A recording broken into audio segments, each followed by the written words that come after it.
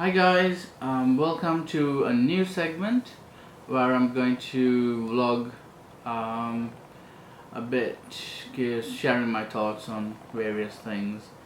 Um, and well, hello, this is me. You probably not seen my mug before, and so for today I'm wearing, because it's very early in the morning, you'll find me sporting my AP Royal Oak. Um, let's get a bit of a close up there so you can see. So I've had this since about 2011 and it's still pretty sparkly. And it's a great, that dial is just stunning. It's a great everyday watch.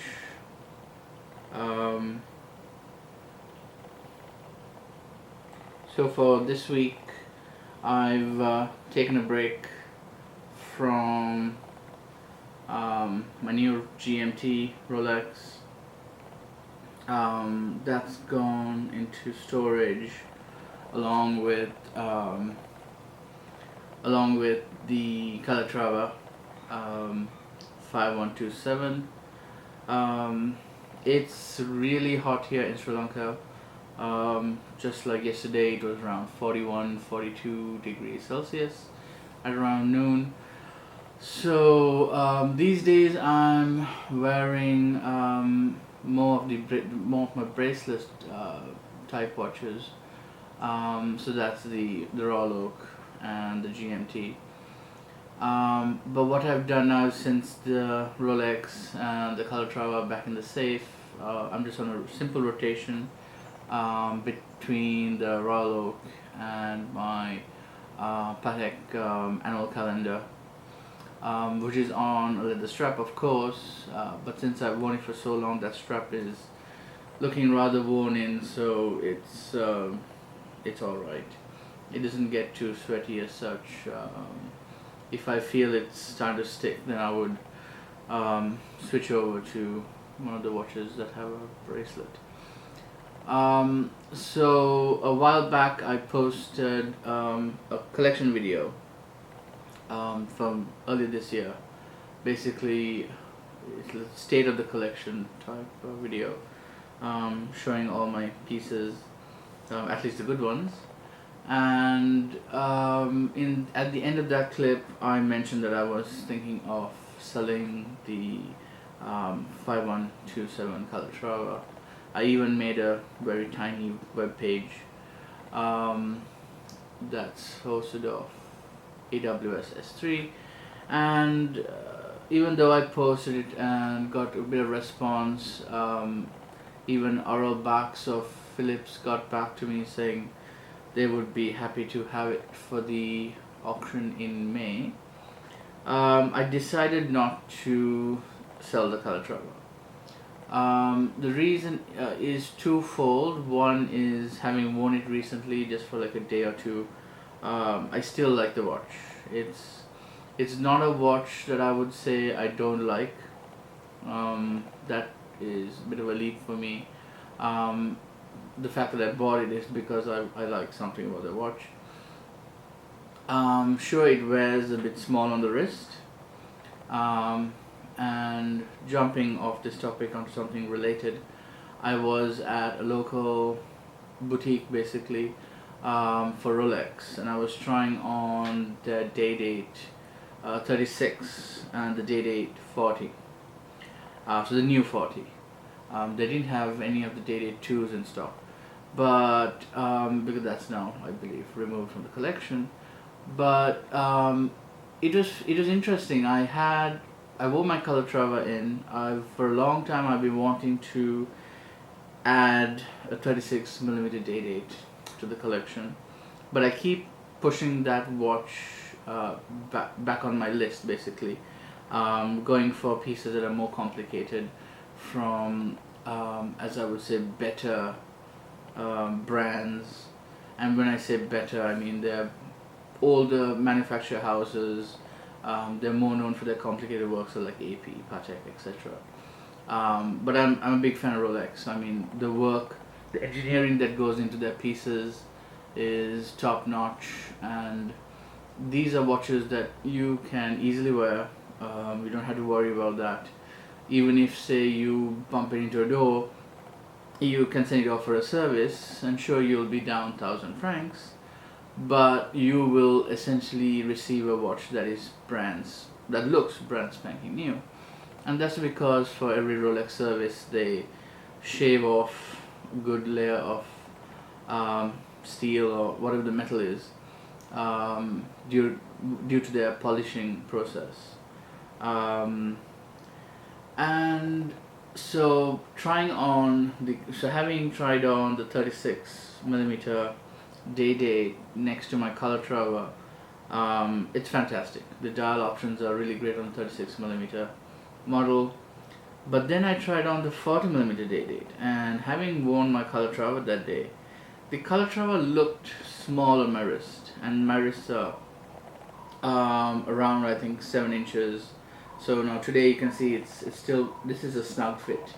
I can about sneak one finger through, but that's because of the heat factor, or my water retention. So if when my wrist is less bloated, let's say, it would hang a bit more and a bit more comfortable, whereas today it's like not too bad, but I would prefer it if it had like maybe about half a link's worth of breathing room.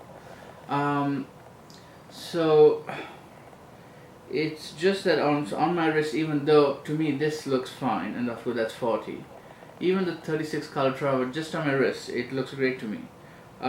It doesn't look or feel like a small watch, but having the 40mm day date right next to it, as a comparison, it was quite alarming to see how small the 36mm Calatrava was. Oh, sorry, it's 37. The Calatrava is 37. What was it? Hang on. And yeah, it's incredible how, just a couple millimeters here and there, and it changes the look and feel of the watch completely. Having this on, so that was one of the factors. So I thought that, because my annual calendar and Calatrava both look very much quite similar, because the case styles are still based on the Calatrava styling, all the classical Patek pieces. So when I say classical, anything like the 5146, I think the 5196, even say the World Time that's on a leather strap, all the case profile, the lugs, generally have that same Patek, classic Patek look. They may have a different bezel, so the 5127 has the smooth bezel, whereas I think the 5196 has more of the contemporary flatter style bezel. But the point is, compared with, say, a Nautilus, there's a huge contrasting difference in case styling. So in that sense, the Calatrava and the annual calendar both look pretty similar.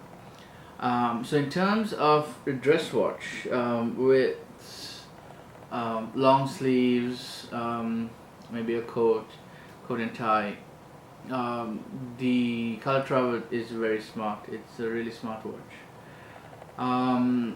And it's not so much that the size is an issue, it's just that having seen the 37mm Calatrava right up close next to the 36mm day date and the 40mm day date, one, it obviously felt smaller. Two, it has made me rethink my day date proposition, and I'm now leaning towards the 40mm day date in rose gold. And so that was the first factor, so as to why I decided to keep the watch. So yes, I may have been rambling on saying how small it is, but it's still a watch that I like. It's just that if you keep it next to a larger watch, yeah, sure, it can phase you out a bit. But that's the whole point. If you just take it out of the safe or wherever, and it's just that watch and it's on my wrist, I'm really happy with it. It's a simple, elegant Patek. It's got that smaller Patek Philippe logo printed on the dial. That's not something you'll easily find on other Patek watches. And so yeah, having worn it again recently for a brief time, I've decided that I like the watch again and I want to keep it. And the second reason, of course, another factor that something I factored in is that since I'm based in Sri Lanka, if I'm selling it directly to someone else, that it's, well, first of all, it's a bit of a difficult situation in the sense I have to travel to meet someone.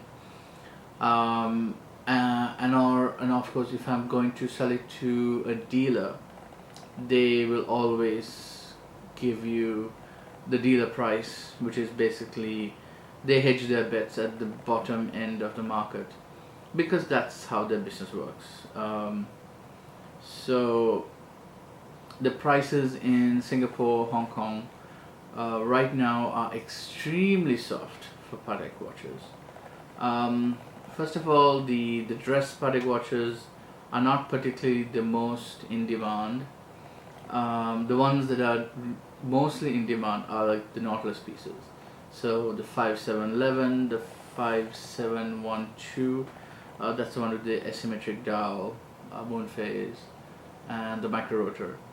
The older 5980, which is the chronograph, then the Nautilus annual calendar version, and the newer 5990, which is the world time.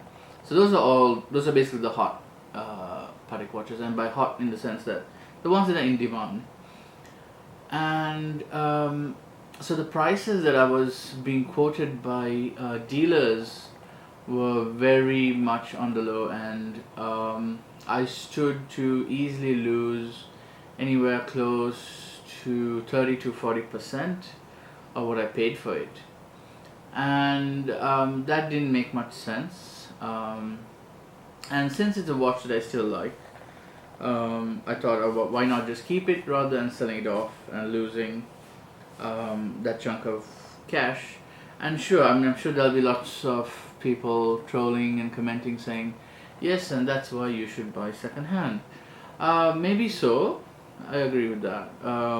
But this is a watch that I bought at the outset with the intention of not selling off. And that's why I bought it brand new. Sure, I've never bought a watch secondhand, but at the same time, I tend to take a long time deciding on what watches I'm going to buy, and I basically try them on, take a really long time deliberating on what the next watch is going to be, how it's going to fit in the collection. Is it a watch that I'm going to wear regularly? Is there any point to owning that watch?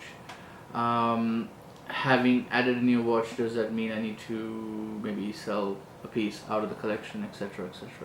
So there's so many points to look at before making an ultimate decision.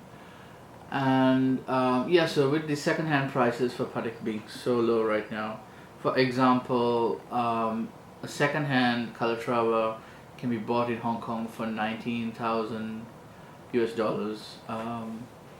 The annual calendar, which is a 40,000 ish US dollar watch, can be had for 25,000 US dollars in Hong Kong. That is how soft the market is at the moment.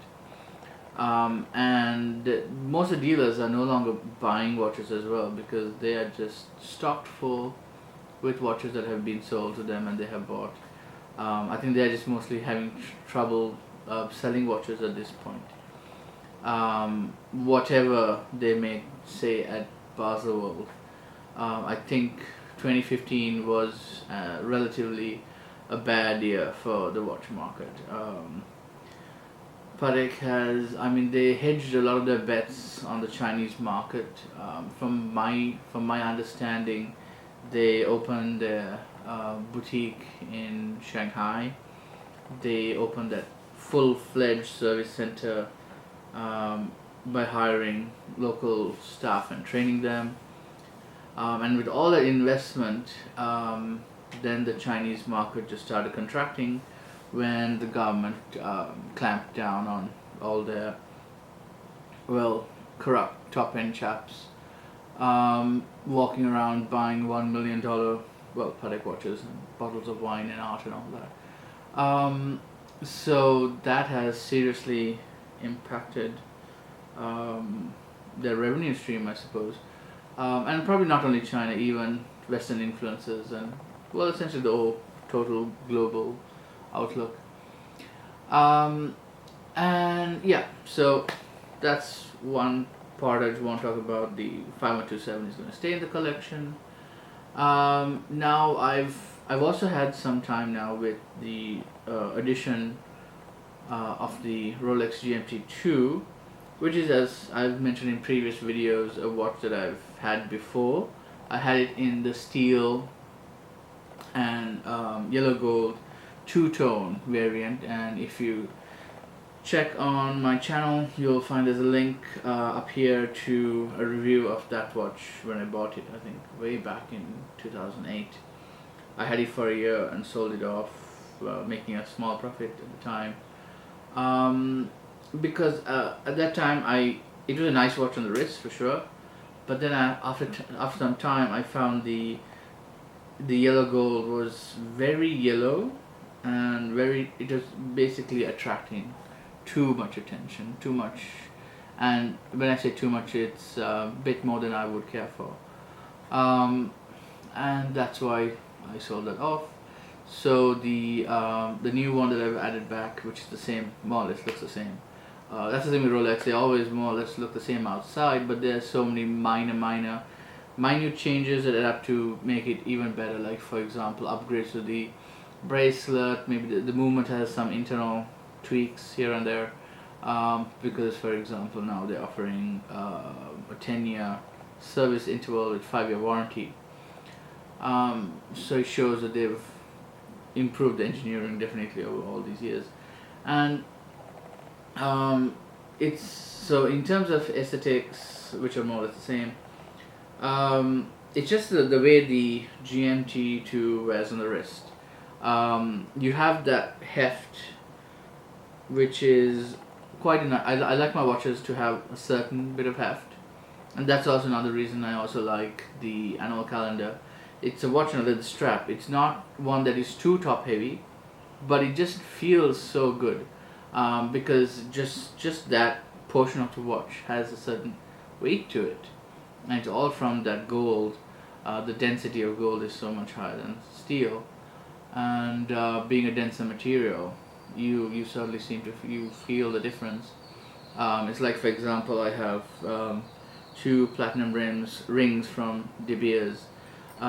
Just by keeping these in my hand, they have so much more heft compared to, say, the identical ring in, say, rose gold, just simply because of the material.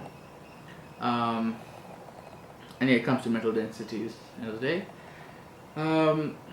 And yeah, so I'm jumping all over the place, sorry about that, but the GMT, I've enjoyed it. I've been down to the most southern point in Sri Lanka. I was there for one weekend a couple of weeks back and took the GMT into the pool, and it's a fantastic beach watch. So to entice you in terms of the next video that's going to come up, it's I got to meet up with a good buddy of mine, and he lives in Ireland and he was visiting Sri Lanka, and he basically bought his first Patek, and he got the Nautilus 5711, which is super hard to come by. And what's even more amazing is that he received it in a double sealed packaging, which is awesome. And he brought it over to my place for the unboxing. So guess who got to make a short unboxing video? And man, that is such a stunning piece. The dial on the Nautilus is incredible. If I had to compare and contrast and rate the Nautilus dial versus the AP dial. Yeah, I think, okay, sure, the AP dial is, the waffle pattern is hard to make, blah blah blah, but the blue, that blue sheen on the 5711 is incredible, because in certain lighting it goes from a light blue, which is not a bad light blue, but a nice light blue, all the way down to a dark blue, deep blue, and then you even get into shades of gray. It's actually, now that I mention it, it's kind of like the perfect 50 Shades of Grey watch, which is weird because I haven't even seen 50 Shades of Grey. But it's just that it's such a fantastic watch. I mean, for example, I have a tie by Xenia that is the same blue-grey sheen, and that would actually match that dial perfectly. The only thing that I don't like about the 5711 is how thin the watch is, which actually is, well, to others and to most people, it's a positive, it's a plus, because it's so thin simply because Patek can get their base calibers to be so thin. But as I said in the start of this clip, I like my watches to have a certain bit of heft, and for example, even though the Royal Oak isn't heavy by any means, it does have a bit of wrist presence, whereas having tried the Aquanaut, what's that, the 5164 on the rubber strap before, and now having tried the 5711 properly at least, I would say that they both feel a bit too light. Then even so, they are both great watches, but the Nautilus more so. And the finishing on the bezel, on the lugs, is just incredible. Well, thank you guys. Hit like, subscribe. So stay peeled. I will be processing that video hopefully sometime this weekend. If not, it'll be up by next weekend. I got some stuff to sort out this week. Well, see you then. Cheers.